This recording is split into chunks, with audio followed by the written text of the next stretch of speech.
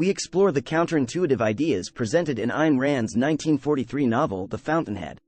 The book tells the story of Howard Roark, a non-conformist architect who refuses to compromise his artistic expression for the sake of tradition. Rand uses Roark to advance her life philosophy, called Objectivism, which challenges many common-sense ideas that people often take for granted.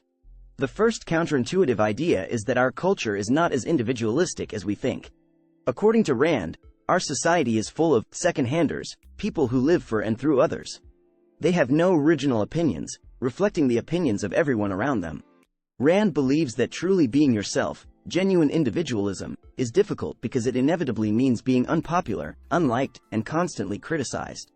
When you're criticized, you need to have enough integrity to say, "I disagree with your criticism and refuse to incorporate it.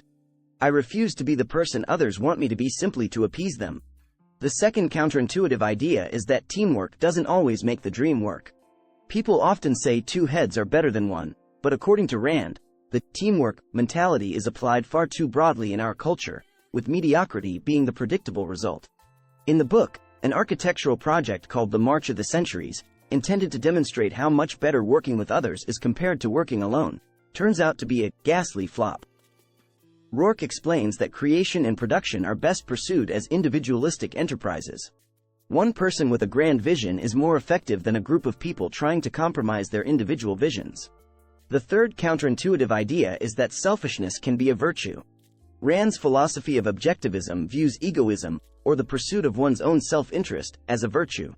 In the book, Roark's egoism is portrayed as the key to his success. He refuses to compromise his artistic vision and accepts the consequences of his decisions.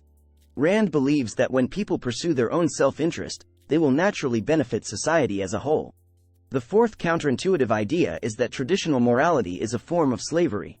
Rand argues that traditional morality is based on the idea that individuals are obligated to serve others and that altruism, the selfless concern for the welfare of others, is the highest moral value.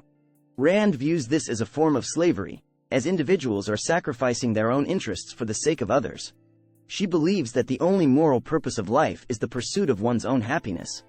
The fifth and final counterintuitive idea is that art should serve the artist, not the audience.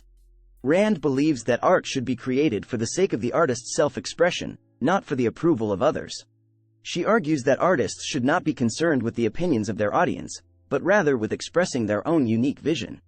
In the book, Roark's architecture is a reflection of his own individualistic vision, and he refuses to compromise his artistic expression for the sake of pleasing others.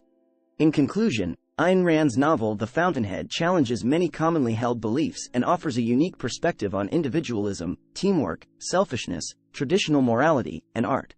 While her ideas may be controversial, they offer a thought-provoking and compelling argument for the value of individualism and the pursuit of one's own self-interest. Subscribe Libertarian Facts.